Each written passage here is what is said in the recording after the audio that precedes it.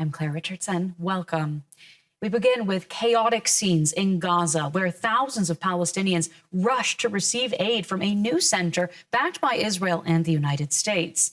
The Israeli Prime Minister admits there was a temporary loss of control as the so-called Gaza Humanitarian Foundation handed out food and medicine. Now, little is known about this private organization, which is accused of helping Israel fulfill its military objectives. The United Nations is refusing to work with the group. Palestinians desperate to get food to feed their families rushed into this new aid distribution center in Gaza. These chaotic scenes followed soon after it opened. After nearly 3 months of an Israeli blockade, starvation appears to dominate all other concerns. The United Nations called these scenes heartbreaking. I saw young men running, so I wanted to follow them. Some were afraid, but I thought, whatever, I need to feed the children. We've been hungry, we've died, stop the war. The distributors did not ask for identification, they just asked us to take the boxes. Those boxes provide a solution. They contain flour and canned goods. It's been 88 days since the crossings were closed. We are suffering from great famine. Journalists on the ground reported hearing gunfire and this Israeli military helicopter firing flares. But even that didn't deter some of those seeking much-needed supplies. We came to get food for our children. Feel with us. We want someone to care about us and the tragedy we are in. We don't care about gunfire or shelling. What matters is for us to get food for our children. This footage, put out by the Israeli army, shows the aid distribution site run by a controversial US-backed group called the Gaza Humanitarian Foundation. The shadowy organization faces accusations of helping Israel fulfill its military objectives, of excluding Palestinians, and of failing to adhere to humanitarian principles. The UN has said they will not cooperate with the group. The bottom line, again, is that we are talking about a vastly insufficient amount of aid that eventually enters Gaza at the moment. That's why we need opening of more crossings. We need all types of aid, not aid that is cherry-picked by the Israeli side that we're allowed to get in. Israeli Prime Minister Benjamin Netanyahu acknowledged what he called a momentary loss of control at the aid center. He added that more aid distribution points will be set up in the coming days. So let's get across to Tel Aviv and bring in journalist Balig Sladeen. Balig, tell us more about Israel's reaction to these scenes. Yes, well, first, Israel is accusing Hamas of being behind this break-in because they want to see this project fails, of course, because they don't want to lose the control over the humanitarian aid. And an Israeli official said today that the American companies fired into the air, but they did not fire toward the crowds, and the IDF was not involved in this incident. And in this stage, the control is back to this compound. They are determined to continue the operation and deliver aid through this direct mechanism to the Gazan people, and not through Hamas. And this is the first day where, of course, the scenes that we have seen are not the thing that Israel wanted the world to see. But in spite of that, 10,000 packages were delivered today, according to an Israeli official, and Israel determined to continue with this mechanism because apparently it's the only way to continue with this war while minimizing the suffering for the Palestinian people, and of course to somehow be able to defeat Hamas. Now, if the goal is to get aid into people's hands, why are we seeing major aid organizations refusing to work with this private organization? Well, the aid organizations say, and rightly so, that the aid won't reach everybody, at least not at this stage. And if that is the case, this hurts their neutrality. And this is the principle that they should respect. And that's why they don't want to cooperate, at least not at this stage, with this private initiative. And they are saying that while some of the Palestinians will get aid, it will be after inspection and, of course, after asking questions about whether they are affiliated with Hamas, Islamic Jihad, or other Palestinian factions. And not everybody, at least not by the end of this week, will get this aid, because 4 aid centers are supposed to operate. In each of them, 300,000 people will be able to get the aid. That makes it to 1.2 million. So still 800,000 Palestinians wouldn't be able to get the aid this way. It will go in the old way, which is delivering trucks into Gaza Strip. So that adding to criticism of undermining humanitarian principles here.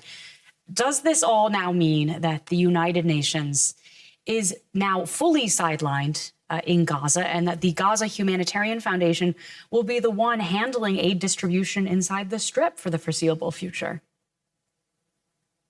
Well, for now, at least, and as I said, not everybody is going to be able to get aid through these centers. They're going to be a huge number of Gazans that would be getting the aid through the old mechanism. So the aid organizations will keep on operating, but in a limited capacity through the aid trucks that will be delivered through Kerem Shalom or other crossings into the Gaza Strip. By the way, just a short while ago, the IDF has said that about 100 trucks did enter Gaza through, quote unquote, the old way, which is the trucks reaching some centers for these UN organizations or international organizations, and from there to be delivered to the Gazans themselves. So for now, at least, it's going to be the UN in the old way and this newly operating mechanism. But hopefully, in the Israeli perspective, of course, they will reach a point where all of the population is going to be in the southern part of the Gaza Strip, in the Rafah area. It will be a sterile zone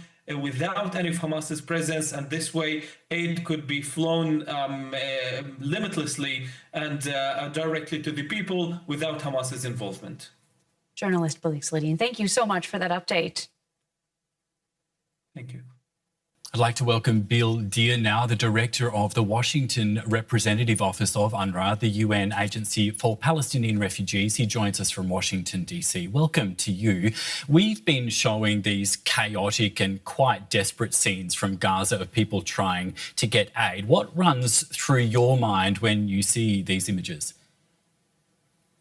Well, first, thank you for the opportunity to be here. And let me also start by thanking the German people and the German government for their support of Palestine refugees, particularly through UNRWA. Sadly, the situation today in Gaza was exactly what was predicted by experts when the details of this humanitarian foundation became known. It's essentially a solution in search of a problem. UN and major international organizations have proven that they can address the humanitarian situation in Gaza.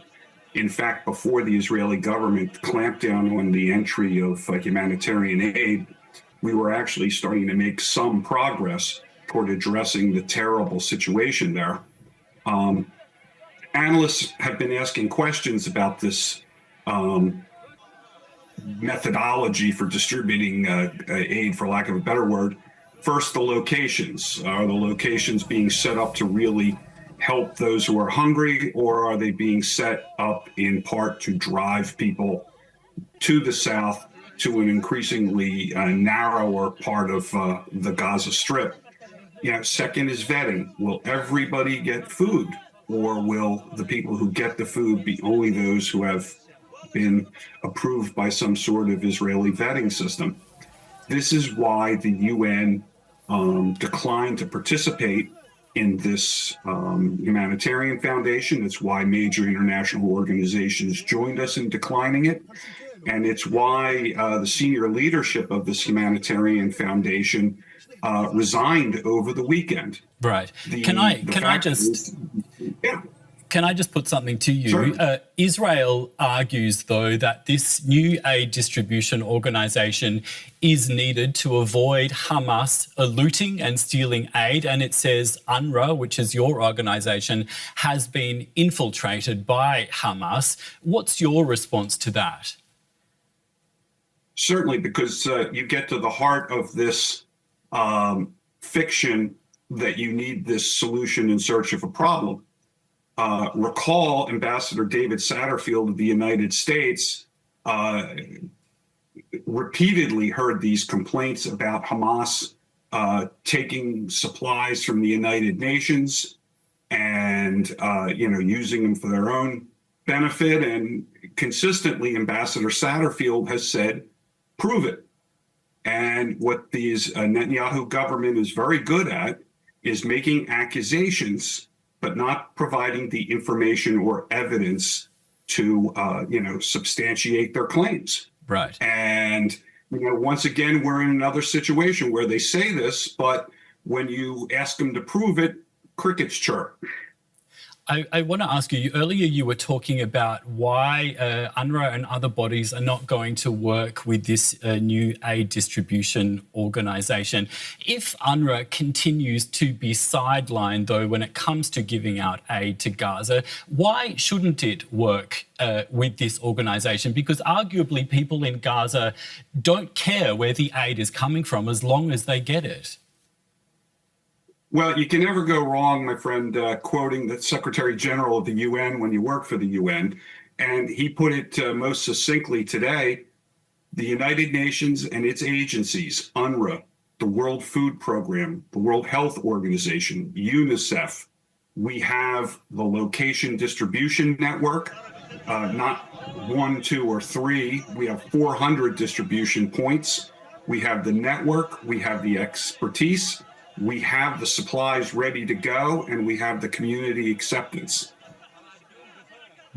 Thank you very much for your time, Bill. That was Bill Deere from UNRWA in Washington, D.C. Appreciate your insights today. Appreciate the time. Thank you.